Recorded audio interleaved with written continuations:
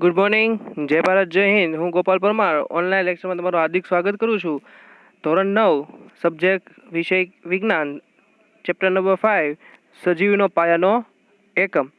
તો આપણે આની પહેલાંના લેક્ચરની અંદર તમને 5મા ચેપ્ટરની શરૂઆત કરી હતી, પ્રસ્તાવનાની કરી હતી અને એક મુદ્દાનો અભ્યાસ પણ કર્યો હતો. એ સિવાય કે થોડુંક આપણે રિવિઝન કરી લઈએ તો આપણે ધોરણ 9ની અંદર વિજ્ઞાનની અંદર આપણે એક ચેપ્ટર નંબર 1 આપણી આસપાસમાં દ્રવ્ય વિશે અભ્યાસ કરી ચૂક્યા છીએ. ઓનલાઈન લેક્ચરની અંદર આપણે એક ચેપ્ટર પૂર્ણ કરેલું છે. એ લેક્ચરની બધા જ લેક્ચરો જોઈ તમને અમુક હોમવર્ક આપ્યું હતું, જાતે સ્વપ્રયત્ન પાકા કરવા પ્રશ્નો આપ્યા હતા. ટોટલ 17 પ્રશ્નો હતા કંઈક. જોઈ લઈ જો આ 17 પ્રશ્નો તો તમે 17 પ્રશ્નો લખ્યા હશે. એ બુકમાં જે દિવસે હોમવર્ક આપ્યું એ તારીખ મારી છે. જ્યારે પણ સ્કૂલ ખુલશે ત્યારે આ હોમવર્ક ચેક કરવામાં આવશે. ખાસ ધ્યાન રાખજો, આ બધા જ પ્રશ્નો તમને મોઢે હોવા જોઈએ, પ્લસ પહેલા ચેપ્ટરનું તમને આખું ક્લિયર હોવું જોઈએ. એ સિવાય આપણે એના પહેલા લેક્ચરમાં ચેપ્ટર 5ની શરૂઆત કરી ચૂક્યા હતા કે સજીવનો પાયાનો એકમ કોષ વિશે. તો આપણે ખ્યાલ હતો, આપણે એક્ઝામ્પલ જોયું હતું, કોઈ મોટી ઇમારત હોય તો એ ઇમારત કેમ બની હોય? તો કે ભાઈ ઈંટો દ્વારા બની હોય, રાઈટ. તો એ જે ઈંટ છે એ શું થયું? બિલ્ડિંગનો પાયાનો એકમ થયો. કોઈ મોટી બિલ્ડિંગ છે તો એ બિલ્ડિંગ કેમ બની છે? તો ઈંટ ઉપર ઈંટ, ઈંટ ઉપર ઈંટ, એવી રીતે મોટી બિલ્ડિંગ બની છે ને. તો એ જ રીતે તો હું એમ કહી શકું કે બિલ્ડિંગ છે ને, એ જે મોટી ઇમારત, એનો પાયાનો એકમ શું થયો? તો કે ભાઈ ઈંટ. એ જ રીતે મનુષ્ય પણ એવા નાના નાના કણોનો બનેલો છે. તો એ કણને આપણે એટલે કે એને શું કહીશું? તો કે કોષ. મનુષ્ય કેનો બનેલો છે? કોષોનો બનેલો. કોષો ભેગા થાય છે, પેશી બનાવે, પેશીઓ ભેગી થાય અને માણસનું શું કરે છે? નિર્માણ કરે છે. એટલે કહેવાનો મિનિંગ સિમ્પલ એટલી વસ્તુ છે કે સજીવ છે, સજીવની અંદર સૌથી નાનામાં નાનો એકમ એ શું છે? કોષ. એટલે સજીવ કોના બનેલા હોય છે? કોષોના બનેલા. એટલે સજીવનો પાયાનો અને સર્જાત્મક કહેવાય. મનુષ્યને સર્જન કરવા વાળો એ એકમ કયો? એકમનું નામ શું છે? કોષ. તમે ભણી ગયા હતા આની પહેલા લેક્ચરમાં, આપણે રિવિઝન કીધું. અહીંયા આપણે મુદ્દા એવા જોયા હતા કે સજીવના પાયાના એકમની અંદર શું શું ભણશું. તો આપણે જોયું સજીવ શેના બનેલા છે એ વિશે અભ્યાસ કરવાનો છે. કોષો શેના બનેલા છે, તેનું બંધારણ કેવું છે, કોષ દિવાલ એટલે શું, કોષ કેન્દ્ર એટલે શું, કોષ રસ એટલે શું, કોષીય અંગિકાઓ એટલે શું, ગોલ્સી પ્રસાધન, લાઇસોઝોમ, કણાભસૂત્ર, આ જેટલા મુદ્દા છે આ પ્રકરણમાં આપણે અભ્યાસ કરવાનો છે. અહીં લખ્યું છે આ પ્રકરણમાં આપણે શું અભ્યાસ કરવો છું? તો આ એટલા મુદ્દાનો આપણે આ ચેપ્ટરની અંદર અભ્યાસ કરવાનો છે. તો આપણે આના પહેલા લેક્ચરમાં પ્રસ્તાવના અંદર વાત કરી હતી કે ભાઈ કોઈ કયો વૈજ્ઞાનિક હતો? Robert hook. રોબર્ટ હુકે શું કીધું? બૂચનું પાતળું આડછેદ લીધું હતું અને તેનું બનાવેલું માનવ સર્જિત સૂક્ષ્મદર્શક યંત્ર, જે આપણે જોયું તો આ જો સૂક્ષ્મદર્શક યંત્ર, જેને ઇંગ્લિશમાં કહેવાય છે માઇક્રોસ્કોપ. બહુ ઝીણી વસ્તુ, જેને સૂક્ષ્મદર્શી, જેને નરી આંખે જોઈ શકાતી નથી, એવી નાની વસ્તુને આપણે શેની અંદર જોઈ છે? માઇક્રોસ્કોપની અંદર. તો બૂચના પાતળા આડછેદને એણે સૂક્ષ્મદર્શક યંત્ર દ્વારા જોયું. તો એને શું જોયું? તો એમાં કંઈક મધપુડા જેવી રચના જોઈ કે નાના નાના શું હતા? ખંડો હતા. તો એ ખંડોને એણે નામ આપ્યું કોષ. એ જ રીતે પછી એણે શું લીધું? ડુંગળીનું પડ હતું. ડુંગળીના પડનું પાતળું આડછેદ. આડછેદ એટલે કે જે પડ હોય, પડમાંથી પાતળી શું લેવાનું? આડછેદ એટલે આડો છેદ મારવાનો.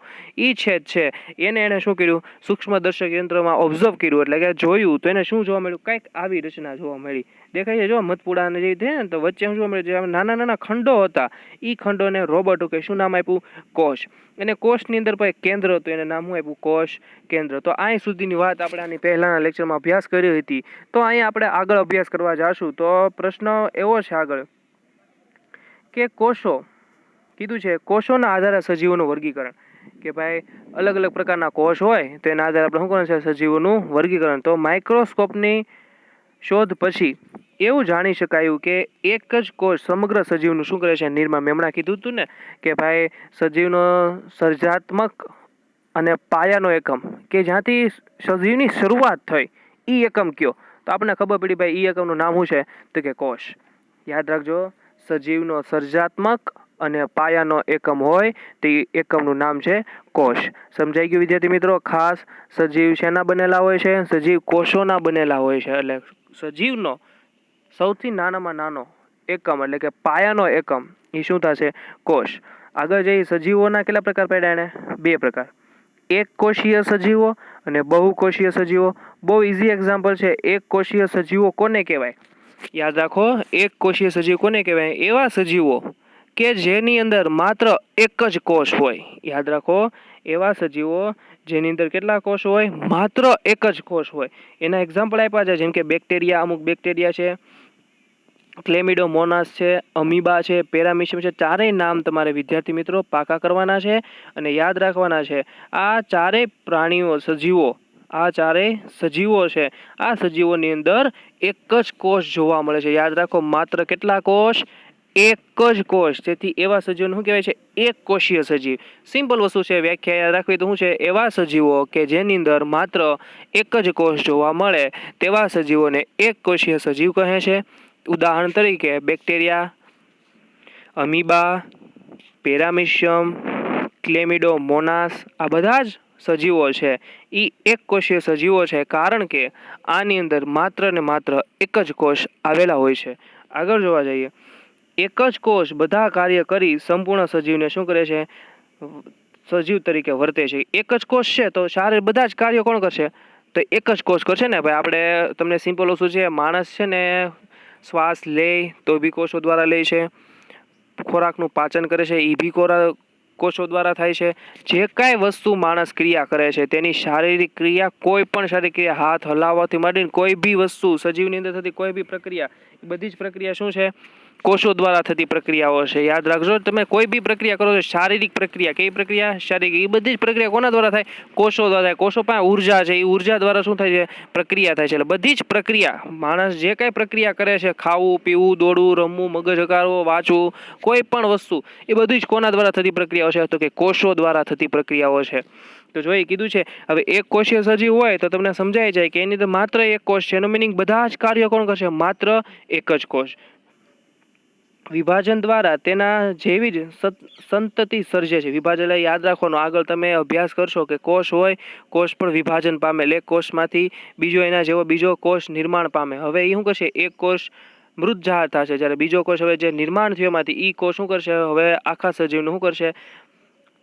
બધા જ કાર્યો ઈ કોષ શરૂ કરશે. એટલે કે મિનિંગ વિભાજન બાદ એના જેવો જ બીજો કોષ તમને મળે છે. સમજાણું? એક કોષીય સજીવ કોને કહેવાય? જેની અંદર માત્ર કેટલા કોષ હોય? એક જ કોષ હોય અને ઈ સજીવનું બધા જ કાર્યો કોણ કરતો હોય? માત્ર ઈ એક જ કોષ. જ્યારે અહીંયા બહુકોષીય સજીવ કોને કહેવાય? સિમ્પલ વસ્તુ છે, બહુકોષીય સજીવો એને કહેવાય જેની અંદર એક કરતાં વધારે કોષો આવેલા હોય. યાદ રાખો, બહુકોષીય સજીવ કોને કહેવાય? એવા સજીવો કે જેની અંદર એક કરતાં વધારે કોષો આવેલા હોય તેને બહુકોષીય સજીવ કહેવાય. ઉદાહરણ તરીકે ઈસ્ટ સિવાયની ફૂગ, વનસ્પતિ ને પ્રાણીઓ. પ્રાણીઓની અંદર આપણે બધા જ આવી ગયા, માણસોથી માંડીને બધા જ પ્રાણીઓની અંદર આવી ગયા, વનસ્પતિઓ બધી આવી ગઈ અને ઈસ્ટ સિવાયની ફૂગ. તો કહેવાનો મિનિંગ શું છે ભાઈ? એક જ સજીવના શરીરમાં ઘણા કોષો ભેગા મળીને જુદા જુદા કાર્યો કરવા માટે વિવિધ પેશી, અંગ કે તંત્ર રચે છે. સિમ્પલ વસ્તુ મેં તમને હમણાં કીધું કે ભાઈ માણસ છે તો માણસ આખો દિવસમાં ઘણી બધી શારીરિક ક્રિયા કરતો હોય કે ભાઈ ચાલતો હોય, પોતાનું કામ કરતો હોય, મગજ વાપરતો હોય, રીડિંગ કરતો હોય, જમતો હોય, શ્વાસ લેતો હોય, હલનચલન કરતો હોય. તો આ બધું જ કોના દ્વારા થાય છે? કોષો દ્વારા થાય. પણ એક કોષ દ્વારા ન થાય, ઘણા બધા કોષો ભેગા થાય તો પેશી બને. ઘણી બધી પેશીઓ ભેગી થાય, અંગતંત્ર બનાવે. કહેવાનો મિનિંગ છે શરીરની અંદર જે કોઈ કાર્ય કરે છે એ કોષોનો સમૂહ કામ કરે. કોણ કામ કરે? કોષોનો સમૂહ. માણસ છે, માણસ કોઈ બી માણસ લઈ લ્યો તો માણસ પોતાની શારીરિક ક્રિયા કરે છે, કોના દ્વારા કરશે? તો કોષોના સમૂહ દ્વારા. એટલે કોષો ભેગા થાય છે અને અલગ અલગ કાર્ય કરે છે. પાચનનું કાર્ય કરવા તો કે અલગ કોષોનો સમૂહ, હલનચલન કરાવવાવાળા તો કે અલગ કોષોનો સમૂહ, શ્વાસ લેવાવાળા તો કે અલગ કોષોનો સમૂહ. એટલે બધા જ કોષોને પોતાની વર્ક એટલે કંઈક કામ આપેલું છે. ભાઈ શ્વસન કરવાવાળા બધા કોષો તો કે બધા અલગ. એટલે બધા જ કોષો પાસે કંઈક પોતાનું કાર્ય છે અને પોતાનું કાર્ય પૂરી નિષ્ઠાપૂર્વક કરતા હોય છે. એમાં કોઈ આળસ કરતા નથી કે ભાઈ આજનો દી હું આરામ કરી લઉં, મારે શ્વાસ લેવો નથી, એવું કરતા નથી. અને એ પોતાનું કાર્ય હોય એ જ કાર્ય કરે, બીજું કંઈ કાર્ય કરતા નથી. કહેવાનો મિનિંગ છે બહુકોષીય સજીવોની અંદર ઘણા બધા કોષો હોય. તો ઘણા બધા કોષો હોય તો ઘણા બધા કોષો અલગ અલગ કાર્યમાં શું થઈ ગયા? ડિવાઈડ થઈ ગયા. ભાઈ એટલા કોષોને અલગ કાર્ય કરવાનું, એટલા કોષોને અલગ કાર્ય. કારણ કે માણસ આખો દીમાં ઘણી બધી શારીરિક ક્રિયા કરતો હોય. એટલે કહેવાનો મિનિંગ સિમ્પલ છે કે એ શું કરે તો કે સજીવના શરીરમાં ઘણા કોષો ભેગા મળે શું કરે છે, જુદા જુદા કાર્ય ભાઈ શ્વસન કરવું, હલનચલન કરવું, ખાવું છો એ પચાવવું, એવી ઘણી બધી વસ્તુ જે માણસ કોઈ બી વસ્તુ કરે છે એ બધી વસ્તુ કોના દ્વારા, બધી કાર્ય કોના દ્વારા થાય શરીરની અંદર, તો કોના દ્વારા થાય, કોષોના કારણે થાય છે. દરેક બહુકોષી સજીવ એક કોષમાંથી નિર્માણ પામે છે. કહેવાનો મિનિંગ છે આની અંદર પણ આપણે અભ્યાસ કરશું, એક કોષમાંથી બીજા 2 કોષ થાય, 2 કોષમાંથી બીજા 4 કોષ, અને આપણે વિભાજન કહીશું કોષોનું વિભાજન. સિમ્પલ વસ્તુ કીધું, દરેક બહુકોષી સજીવ એમાંથી પામ્યા હોય તો કે એક કોષમાંથી શું પામ્યા હોય, નિર્માણ પામ્યા હોય, જે આપણે આગળ અભ્યાસ કરીએ. અને દરેક સજીવ કોષ વિભાજન થઈ તેવા જ પ્રકારના કોષો શું કરે છે, ઉત્પન્ન કરે છે. કીધું ને મેં હમણાં કે કોષ હોય એ કોષનું પણ વિભાજન થાય, એક કોષ હોય એ કોષનું વિભાજન થાય 2 કોષ થાય, 2 કોષનું વિભાજન બીજા કેટલા થાય, 4. આમ કોષોનું શું થતું જાય, વિભાજન થતું, ને એના જેવા જ નવા કોષો આપણને મળતા જતા હોય છે.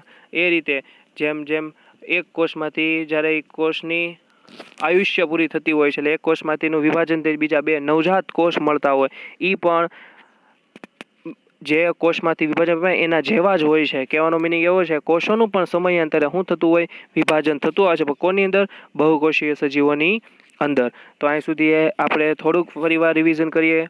સજીવો કેટલા પ્રકારના હોય, એક કોષીય સજીવ, બહુકોષીય સજીવ. એક કોષીય સજીવ કોને કહેવાય, કે જેની અંદર માત્ર એક જ કોષ હોય. એનો મિનિંગ શું થયું, એવા સજીવોનું બધા જ શારીરિક કામો, બધા જ કાર્યો કોણ કરે, માત્ર એક જ કોષ. જ્યારે બહુકોષીય સજીવ હોય એની અંદર એક કરતાં વધારે કોષો જોવા મળે, એક કરતાં વધારે કોષો જોવા મળે, એટલે કે ઘણા બધા કોષો હોય. તો ઘણા જ બધા શરીરના કોઈ પ્રાણીના એક્ઝામ્પલ શું જોયા હતા, ઈસ્ટ સિવાયની ફૂગ, બધી જ વનસ્પતિઓ અને બધા જ પ્રાણીઓ, એટલે એમાં માણસથી માંડીને બધું જ આવી ગયા. આ બધાઓ છે બહુકોષીય સજીવના ઉદાહરણ થાય, કારણ કે એની અંદર એક કરતાં વધારે કોષો હોય. એટલે તમને ઉદાહરણ એવું આપ્યું કે કોઈ માણસ આખો દીમાં ઘણા બધા કાર્ય કરતો હોય, શ્વસનનું કાર્ય, પાચનનું કાર્ય, હલનચલન, ભણવું, રીડિંગ કરવું, વાંચવું, કેટલીક બધી વસ્તુઓ છે જે માણસ આખો દિવસમાં કરતો હોય. તો આ બધું કોના દ્વારા થાય છે, કોષો દ્વારા.